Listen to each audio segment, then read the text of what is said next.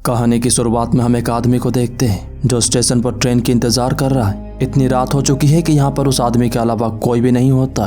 फिर यहाँ पर एक लड़की आती है जिसे देखकर ऐसा लगता है कि बेचारी पूरी तरीके से नशे में डूबी हुई है।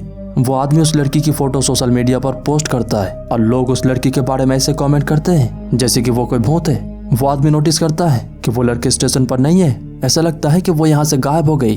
फिर स्टेशन पर एक ट्रेन आकर रुकता है, लेकिन वो ट्रेन उस आदमी को नहीं दिखता। उस आदमी को ऐसा लगता है कि ट्रेन की पटरी पर कुछ है जिसे वो देखने की कोशिश करता है, लेकिन दरअसल उसका सर ट्रेन के अंदर होता है और अगले ही पल ट्रेन की दरवाजा बंद हो जाता है, जिसके चलते वो आदमी वहीं पर मारा जाता है। फिर सीन शिफ्ट होता है और हम एक रिपोर्टर नायोंग को देखते हैं जिसे उसकी बॉस डांट रही होती है क्योंकि कल रात उसने एक ट्रांसजेंडर की रिपोर्ट पेश की थी जो बिल्कुल गलत थी। वो ट्रांसजेंडर कोई लड़की नहीं थी जैसा कि रिपोर्ट में पेश किया गया था, बल्कि वो एक लड़का है, जिसकी वजह से उस ट्रांसजेंडर ने नायोंग के खिलाफ कंप्लेन कर दी है। अब उसे इस बात की सेटलमेंट के लिए या तो $50,000 देने हैं या फिर उस ट्रांसजेंडर से माफी मांग लेना है। फिर नायोंग अपनी दोस्त वान से मिलती है और उसे बताती है कि वो ट्रांसजेंडर कोई लड़की नहीं थी बल्कि वो एक लड़का था। वान भी इस बात को सुनकर हंस पड़ता है क्योंकि उसे भी लगा था कि वो एक लड़की है। दरअसल वान ऑक्सो स्टेशन पर काम करता है। कल रात उसने उस ट्रांसजेंडर को स्टेशन पर देखा था और अपनी फ्रेंड नायोंग की रिपोर्टिंग में मदद करने के लिए उसे इस ट्रांसजेंडर के बारे में बताया।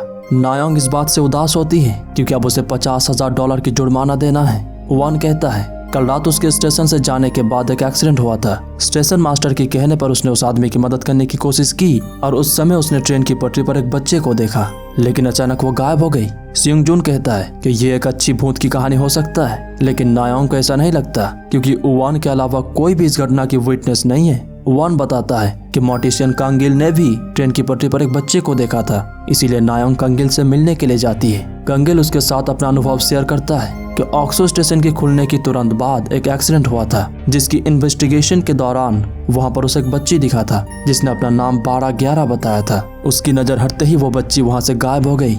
अजीब बात यह है कि उस दिन के बाद से ही उसके हाथों में ये नाखून के निशान है। नायोंग वान को स्टेशन से उस दिन की सीसीटीवी फुटेज को हासिल करने के लिए कहती है क्योंकि फोटोज के अलावा किसी को भी आर्टिकल पढ़ने में मजा नहीं आएगा। एक दिन स्टेशन की वॉशरूम में सियोंग जून को आईने पर 1013 लिखा दिखता है जिसे वो पढ़ लेता है। उसे ऐसा लगता है कि वान उसे डराने की कोशिश कर रहा है। वान जैसे तैसे स्टेशन के कंट्रोल रूम से उस दिन की सीसीटीवी फुटेज को अपने पेन ड्राइव में ट्रांसफर कर लेता है। रास्ते में उसे ट्रेन की ड्राइवर दिखता है जो बार बार 0329 कहते हुए उसके सामने से चला जाता है। अजीब बात है कि उसके गले पे बहुत सारे नाखूनों के निशान होते हैं। वान सीसीटीवी फुटेज नायोंग को देकर कहता है कि उसने कंडक्टर को स्टेशन में देखा, इसीलिए नायोंग कंडक्टर की इंटरव्यू के लिए उसके पास चली जाती है। नायोंग उससे पूछती है कि दुर्घटना के समय वहां पर कितने आदमी थे। कंडक्टर कहता है विक्टिम के अलावा एक बच्ची भी थी जिस पर 0329 लिखा था। फिर वो कंडक्टर चुपचाप यहाँ से उठकर चला जाता है। नायोंग भी रिपोर्टिंग के लिए उसके पीछे चली जाती है। तभी उसे HR कॉल करके बताता है तुमने जो वीडियो भेजी है ना, ये कहानी कमाल की होने वाली है। नायोंग बताती है कि वो आज रात 3 बजे इस कहानी को पोस्ट कर देगी, लेकिन फिलहाल उसे एक काम पूरा करना है। फिर वो उस कंडक्टर की पीछा करते हुए स्टोरेज रूम में चली जाती है जहाँ वो उस कंडक्टर से 0329 नंबर की मतलब पूछती है। वो कंडक्टर उसकी तरफ पलट कर देखता है और ये देखकर हम भी शॉक्ड हो जाते हैं कि उसकी आंखें बदली हुई है और चेहरे पर बहुत सारे नाखूनों के निशान है। नायोंग इससे डर जाती है और अगले ही पल वो ट्रेन में होती है। स्टेशन में उतरते समय एक बच्चा उसका पैर पकड़ लेता है, तभी उसकी नींद खुल जाती है। दरअसल वो सपना देख रही थी। फिलहाल वो अपने ऑफिस में है। HR के साथ ऑफिस के सारे स्टाफ नायोंग के लिए सेलिब्रेशन करते हैं क्योंकि पहली बार ऐसा हुआ है कि किसी के आर्टिकल को इतना ज्यादा व्यूज मिला है, वो भी इतने कम समय में। लेकिन सूजी आकर उनकी इस पूरी सेलिब्रेशन पर पानी फेर देती है। सूजी नायोंग को अपने पास बुलाती है और उससे पूछती है कि 10 बजे उसने किसका इंटरव्यू लिया था,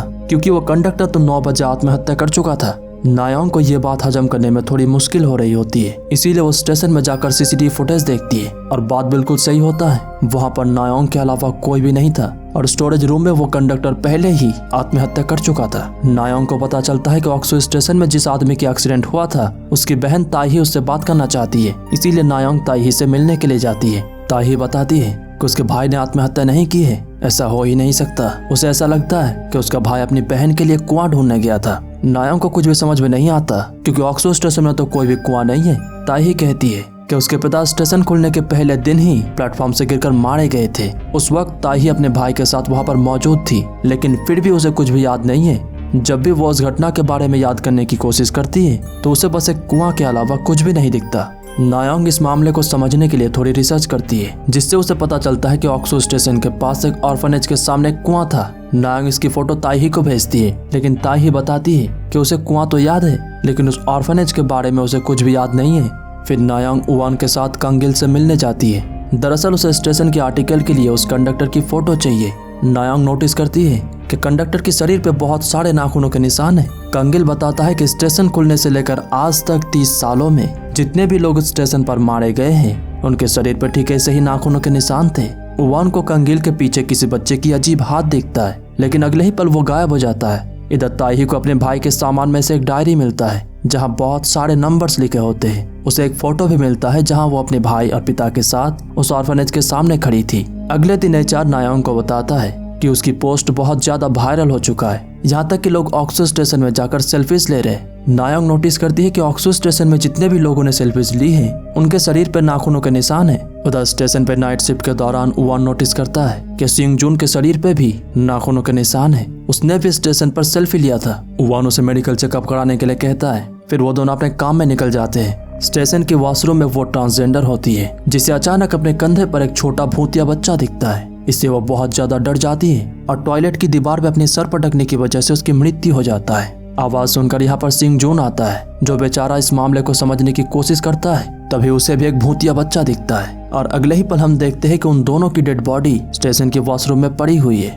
नायोंग को पता चलता है कि उवान के हाथों में भी नाखूनों के निशान आ चुके हैं। उवान ने जिस बच्चे को देखा था उस पर 0816 लिखा था। इस नंबर को वो बोलना नहीं चाहता था, लेकिन फिर भी उसे ऐसा महसूस हुआ कि वो किसी के वश में आ गया है और वो नंबर उसे बोलना पड़ा। उवान के पास बहुत सारे भूतिया बच्चे आ जाते हैं और अगले ही पल वो एक कुएं में होता है, जहाँ सिंग जून उसे मारने की कोशिश करता है। तभी उसकी नींद खुल जाता है। दरअसल ये बस एक सपना था। इस सपने के बारे में वो नायोंग को बताता है। फिर वो दोनों मिलकर ताइही के पास जाते हैं। दरअसल वो जानना चाहते हैं आखिर उवान को भी उसी तरह का कुआं क्यों दिख रहा है जिस तरह की कुएं के बारे में ताइही बात कर रही थी। ताइही कहती है जब अपने भाई की चीजों को देख रही थी तब उसे कुछ चीजें याद आई। ऑक्सू स्टेशन के पास जो ऑर्फनेज था उसे उसके पिताजी चलाया करते थे और उस डायरी पर उसने जो नंबर्स लिखे थे वो दरअसल उन बच्चों की एडमिशन की तारीख थी। ताइही के भाई के सामान में से एक फोन भी मिला होता है, जिसमें एक वीडियो होता है और उस वीडियो में ताइही की भाई ऑक्सू स्टेशन की एक जगह पर गया था जहाँ इंसानी हड्डियां थी। नायोंग को लगता है उन बच्चों को जो बच्चे स्टेशन के लोगों को दिखते हैं उन्हें उसी जगह पर दफनाया गया था। नायोंग उन बच्चों की आत्मा को शांति दिलाना चाहती है, इसीलिए उवान के साथ चोरी छुपे वो उस जगह पर जाती है। अचानक वहाँ पर बहुत सारे बच्चों की आत्मा आ जाती है। नायोंग उन सभी बच्चों से कहती है कि वो जरूर उन बच्चों की कहानी को दुनिया के सामने लाएगी ताकि उन्हें शांति मिल सके और दुनिया को ये पता चले कि उन बच्चों के साथ आखिर क्या हुआ था। ये सुनकर वो बच्चे चीखने लगते हैं और अगले ही पल यहाँ से गायब हो जाते हैं और बस उन बच्चों की कंकाल के अलावा वहाँ पर कुछ भी नहीं होता। नायोंग इन बच्चों के बारे में आर्टिकल छाप देती है कि इन बच्चों को गलत तरीके से मारा गया था या फिर इनकी मौत हुई थी। इसके बारे में पता चलते ही सुजिन उसे काम से निकाल देती है, क्योंकि उसने ऑक्सू स्टेशन पर देखे गए बच्चों के बारे में आर्टिकल छापने के लिए मना किया था। एचआर नायोंग को समझाती है कि सुजिन को पहले से ही पता था कि उन बच्चों की मौत गलत तरीके से हुआ है, लेकिन पता नहीं कि उसने दुनिया के सामने इसे जाहिर नहीं किया। वह नोटिस करता है कि मॉर्टिसियन कांगिल के हाथों में नाखूनों के निशान नहीं है, जबकि पहले उसके हाथों में ऐसे निशान थे।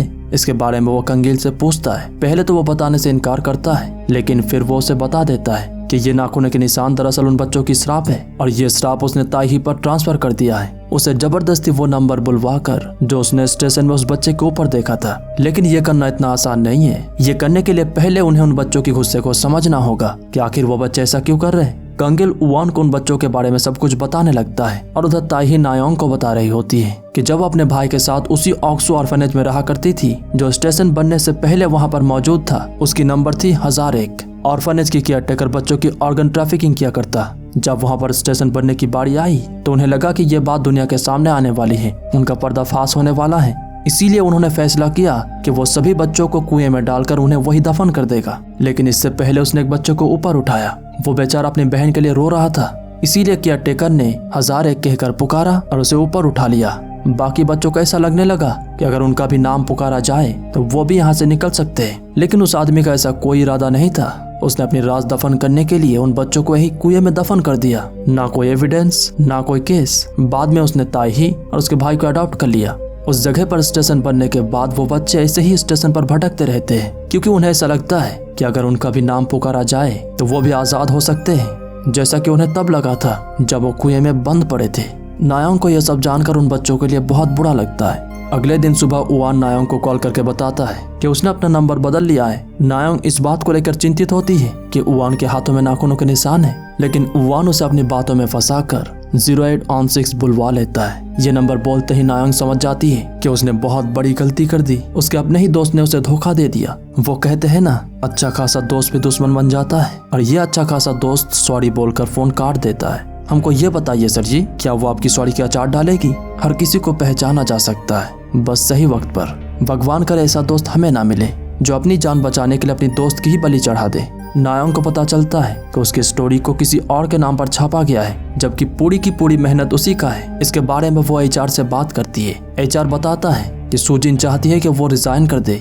अब इन सब बातों से वो फ्रस्ट्रेट हो जाती है, इसीलिए वो अपनी रेजिग्नेशन लेकर सुजिन के पास जाती है और उसे कहती है कि वो रिजाइन देने के लिए तैयार है, बस उसे इस नंबर को जोर से पढ़ना है। सुजिन को लगता है ये तो उसकी बाएं हाथ का खेल है, और वैसे भी वो तो रिजाइन देने वाली है, जो सुजिन की तमन्ना है। इसीलिए वो इस नंबर को पढ़ लेती है और नायोंग खुशी खुशी यहाँ से चली जाती है, क्योंकि अब ये श्राप सुजिन के ऊपर ट्रांसफर हो चुका है। दरअसल उसके बॉस को पहले से ही पता था उस ऑर्फनेज के बारे में, ऑर्गन ट्रैफिकिंग के बारे में, लेकिन फिर भी उसने इसे दुनिया के सामने लाने की कोशिश भी नहीं की, या तो पॉलिटिकल प्रेशर की वजह से या फिर अपने फायदे के लिए। अब भी उन बच्चों का गुस्सा शांत नहीं हुआ है। पता नहीं कितने लोग उन बच्चों के गुस्से का शिकार होने वाले हैं, लेकिन उम्मीद करते हैं हमें उन बच्चों के गुस्से का सामना ना करना पड़े, और उम्मीद करते हैं ये कहानी आपको पसंद आई होगी।